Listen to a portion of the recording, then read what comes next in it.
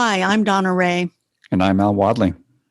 Welcome to our podcast, Feldenkrais for Life. In each episode, we will discuss ideas and experiences pertaining to the Feldenkrais Method. You're going to learn skills that will move pain to comfort, anxiety to ease, and we'll explore learning and how to spark creativity. To learn more about Donna, visit her site at donnaray.com. To find Al Wadley, go to achievingexcellence.com.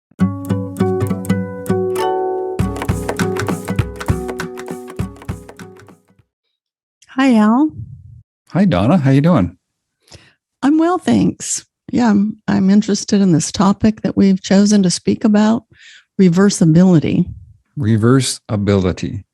The ability to reverse. It's my hunch that most people don't really think about reversibility when it comes to their own behavior or human behavior. What do you think? I think you're right about that. Dr. Feldenkrais talked about it quite a bit. It's a very important concept for him in movement. And we explore reversibility implicitly and explicitly in Feldenkrais lessons. And that certainly came from his judo practice.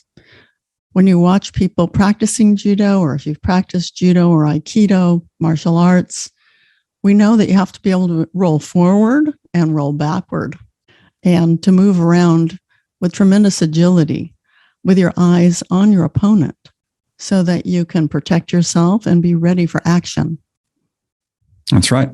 And in an instant, being able to change your direction, lose your balance, regain your balance, being able to do all those things very quickly.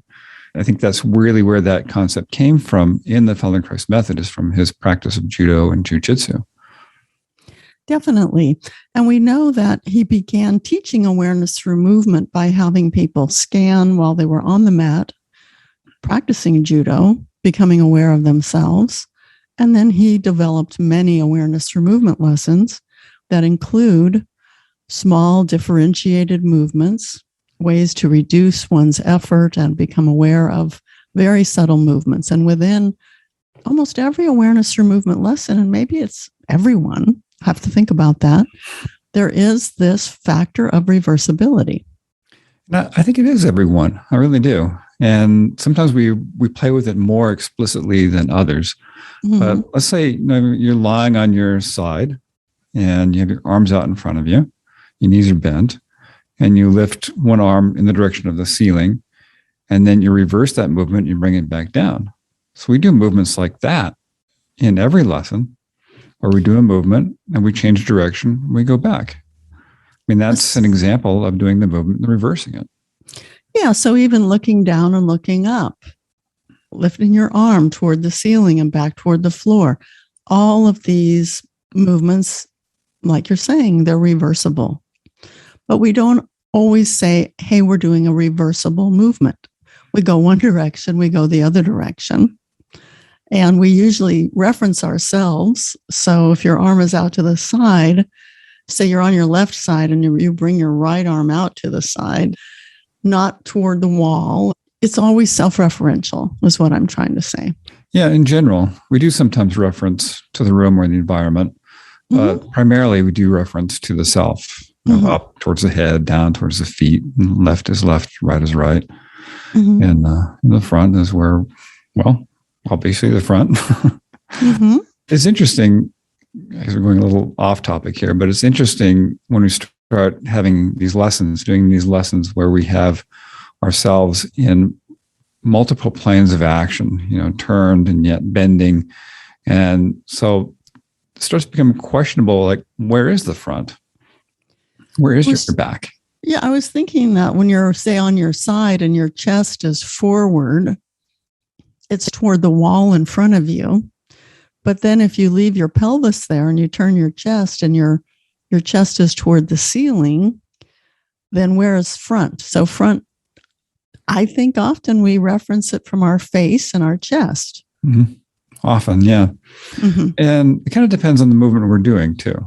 So if we're doing that same movement, but we decide we're going to leave the chest facing forward towards the wall and take the knees towards the ceiling, so you turn the pelvis forward towards the ceiling. Or would it be turning the knees to the right if you're lying on your left side? See, we could say it different ways, and actually we do while we're teaching, because people are interpreting the directions accordingly. And sometimes we have to say it at least 3 or 4 different ways for people to actually join in the movement that we have in mind. Yes, I would check all of the above if that's a multiple option question. So having a variety of ways to say things actually makes a huge difference when directions are being given. And I only wish that teachers in elementary school would understand this, because so often I would get confused about what they were asking of me, and I'm sure others were too. So if they had taken the time to give the instruction from 2 or 3 different points of view, I'm sure I would have heard one of them. Yes, I agree. And often the instructions just come louder and more slowly. Yeah, it's sort of like people speaking another language, and instead of learning the language, they just shout louder and louder, thinking that the person's going to understand them if they're louder. But of course, it doesn't work. So right. We need options, lots of options. I like options. So, one of the things I was reflecting on when we decided to talk on this topic was, I think it's embodied in mature behavior. Feldenkrais talks about reversibility. And he talks about things that are not reversible. So you can strike a match, and after you strike it like a kitchen match and it burns, you can't unburn it. Mm-hmm. You can't unstrike it. So some things are not reversible, but our movement is reversible, mm-hmm. which is a really interesting exploration that we do when we make it explicit in a lesson, like something like rolling left and right, side to side, to be able to stop that movement of rolling any point along that way and to come back. So you start to cultivate choice in your movement. You don't have to follow through all the way, and you can come reverse and stop any point in time along the way. Yeah, and that leads us to this word inhibition. So if you're in action, even walking forward, say you're walking forward and then you want to walk backward. Well, you have to inhibit the movement, and there is a slight pause, maybe very slight, but there is a pause when you decide to change your direction. So the ability to inhibit is part of reversibility. The image that came to mind when you said that slight pause when you're reversing something, it's like when you toss a ball in the air, and mm-hmm. when the ball hits the apex, it slows down before it changes direction and reverses its movement back down to gravity. Yeah, that's interesting. That little in-between zone, even during a breath, the inhalation and the exhalation, if you start paying attention, there's a tiny pause when you go the other way. And sometimes we play with that. Now, it's not so easy to pause the ball. It's gravity's going to take over. So that may be another example of not being able to reverse a movement. You know it's going to fall back down, but you can't make it not fall down, just like you can't relight that match. So we have this concept that may be pervasive about not being able to reverse a movement or actions. But in fact, many of our movements are reversible. And, I've been watching my grandchildren move, and they're about 1.5 years old now. And one of them learned how to crawl upstairs and then reverse and reach down with his toes and feet and go back down the stairs with tremendous confidence and ease. And he can also wiggle and move himself backwards on the floor. And it's really fun for him. I can see his glee. And the other one, it's taken her longer to learn how to reach with her toes and to reverse the movement of going down the stairs. And I could see when she was thinking about going down the stairs that she was a little frozen, like, what am I going to do here? And now she can turn around and do the movement. But I have a feeling that she was interrupted when she was learning, that somebody felt like they needed to pick her up and that it wasn't safe to go down the stairs backwards. So it's taken a little longer for her to figure that out.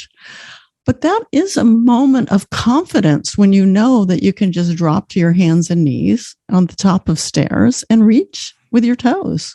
And, the movement has become almost like a slithering movement, like a snake. It's so smooth. So I think reversibility gives us tremendous confidence and competence of movement. I totally agree with you. And as adults, that is also true. If we're teaching adults awareness of movement or functional integration, we work with this concept to be able to stop a movement, to inhibit it, and then reverse it. That's tremendous, tremendous control over oneself and one's actions. And that it translates into confidence and competence, like you're saying. It's a really important aspect of functioning and ability, to have that ability to reverse your movement and change direction. Yeah, if you're near the edge of the couch or the bed and you're rolling and you don't want to fall off the edge, you have to be able to reverse the movement. Yeah. I'm often surprised when I see people rolling. So if the instruction is given, for example, while someone's rolling, lying on their side, and you say, okay, turn onto your other side, I would say most of the time people roll onto their back and then onto the other side. But occasionally people will roll onto their stomach and onto their other side. And that's often a surprise for me. How about you? It is for me too. I love it when I see it though. Mm-hmm. It's like, oh, that is so cool. It's so much less effortful, and it is done with so many fewer movements to go just roll onto the stomach and onto the other side than it is to go to the back. And people often do a lot of excessive movements. I sometimes count if I'm doing like a functional integration lesson, I ask somebody, okay, so come on to the other side. How many movements do they do in order to get to the other side? And maybe as many as 12 or 15 little scooches and adjustments and this kind of thing. And a rollover across the stomach is usually much, much less, much fewer movements to take oneself to one side to the other. Well, that's certainly a way that we view movement from the Feldenkrais Method perspective. Are you ready to reverse what you're doing quickly and efficiently? How many movements does it take for you to go from here to there? So that's what you're describing. And we often look at that from sitting to standing.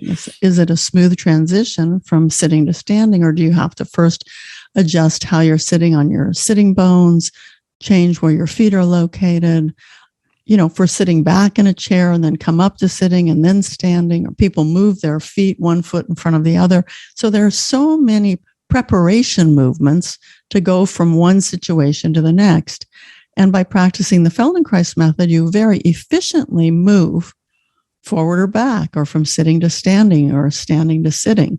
And these may not be considerations for most people when they're examining their movement. This ties right into Dr. Feldenkrais' concept of good posture, what he called acture, which is the ability to move in any direction without preparation. And you were totally describing that, which is a lot of people make all kinds of adjustments in order to do a movement and to prepare for it. And a well-organized movement, you don't need to do that. And ideally, you can go from sitting to standing in just one movement, or you can step forward easily without having to change your feet or anything like that. You can sit back down in the same way or roll over, and just really nice, smooth, elegant kinds of movements. And that's what we learn by practicing the Feldenkrais method. We learn to make these kinds of transitions, change our position, change our posture, and do it easily and comfortably.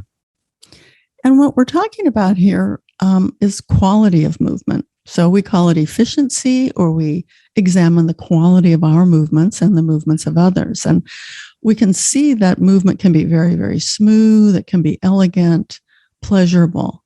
It can be effortful. It can be rather staccato, much more jerky or jumpy. You can see hesitation in movement, or you can see confident movement. So to bring these qualitative, evaluative words to what we're doing, I think is rather interesting. We don't tend to have a well-developed vocabulary for this huge display in variety of movement. It's one of the things I love about awareness through movement, doing it and teaching it, which is we're cultivating choice. We're bringing awareness to how we're doing the movements, and we're cultivating choice and being able to do it in a really comfortable way, in a way that's smooth and nice and functional and able, that allows us to do the things we want to do in life. And I think that cultivating that choice, that ability to sense yourself and have choice about how you're moving and changing those unconscious habits so they are comfortable, is really huge. And it ties back again into the confidence and competence thing, be able to do what you want to do in life. Yeah, it's a quality of human behavior that's often unexamined. So there's an immediate transfer that's quite remarkable from doing floor work, awareness through movement, lying on the floor, to standing and then moving around the house doing daily chores, for example. One of my clients has small children, and she said that picking up toys off the floor became so easy after practicing awareness through movement, something that she never would have even guessed could be so pleasurable. Yeah, I love that. I love that about the method, when the changes just show up spontaneously like that. So you didn't teach her about bending down and picking up toys more easily, did you? I wasn't even thinking about it. Right. It's just something that happened. And my clients report similar things. It's like, I reached for this thing in the cabinet. It was so easy. I could just do it. And it felt so good. Or I can stand longer. I can walk further. These things that we didn't practice, we didn't explicitly work on, but the effectiveness of the method is that we're changing these unconscious habits, and they generalize into life. And spontaneously, you find that you have improved ability. You can do more comfortably. It's beautiful. Yeah, and sometimes just a couple of minutes of doing something, for example, like bringing your hand in front of your face and seeing your hand, and then lift your hand toward the ceiling upward and follow it with your eyes. And notice how much of your skeleton moves when you look at your hand as you reach it upward.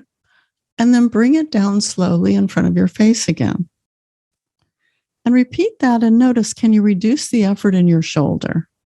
Let your shoulder completely rest when you're moving your hand and observing it with your eyes, upward and downward. Notice your breathing. And notice how you start to move more of yourself. Are you moving your pelvis, for example, if you're sitting on a chair? Or if you're standing, are you shifting the weight on your feet? And along with your eyes following your hand is your head moving, your neck, your chest. So you begin to bring your attention to these aspects of the movement that you were not originally paying attention to, and then spontaneously follow the movement of your hand up and down a little bit more quickly, and notice the quality of the movement. Does your hand and arm feel lighter? And then rest and sense the difference between the hand and arm that you were moving and the other one. Can you detect a difference between the two? How about you, Al? I do. Yes. I did it with my right hand and right arm. Right one feels much lighter than the left one. In fact, whole right side, face and chest, everything feels lighter. And I found myself not just movement of the arm, but my head went back and there's extension through my back, and movement of the pelvis. Pelvis came forward. I'm standing as I'm doing this. And I feel the weight shift on my legs. Kind of a brightness I feel on my right side, just from that simple movement and the activity of you guiding my awareness to sense these different parts of myself while I was doing it. So it's a really beautiful example of that. And it was reversibility, reaching up and moving the hand down. The eyes also were moving. And then, like you said, more and more of the skeleton became involved with that movement. And then the results are felt. Now, our nervous systems are very primed because we've been practicing the Feldenkrais method for many years. Sometimes it takes a little while for people to sense distinct differences, but they are happening. And that spectrum of noticeability increases over time. Yes. Yeah. I sometimes have new students and they'll ask me, am I really feeling that? I give a suggestion to become aware of something. Am I really feeling that? Or am I making that up? Well, no, you're really feeling it. If you think you're feeling it because it's there. Mm-hmm. It actually is there. And it is so novel to new students to begin to feel these sensations, become aware of them. It just, it's lighting up their awareness. It lights up their mind, lights up their neurology, and it becomes very exciting to them. Mm-hmm. Yeah, and it's funny, there's a little self-doubt that you were describing. It's like, am I really feeling this? Am I making that up? Wow. Well, your nervous system, your brain, is capable of tremendous sensory distinctions. And we often don't take the time to notice those. But it transfers to the brightness of the sky, what color of blue the sky is today, how much the sun is filtering through clouds. All of these sensory experiences become so much more enjoyable. So true. So true. Awareness combined with the movement is awesome. Yeah. Well, I'm sure there's a lot more to be said about movement awareness and reversibility and inhibition and all the kinds of things that we've talked about. But I think that's enough for now. What do you think, Al? I think I'm going to reverse my truck out of the parking lot and head home and have some breakfast. That sounds great. I'm going to reverse my sitting situation here or stand up and walk into the kitchen and do the same thing. Good. Good deal. All right. Well, just as a reminder to check out our websites, Donna Ray at donnaray.com and mine, achievingexcellence.com, to learn more about us, our services, and our offerings. And of course, check out the Feldenkrais for Life podcast website for this episode and others. Thanks for listening. All right. Bye. Bye.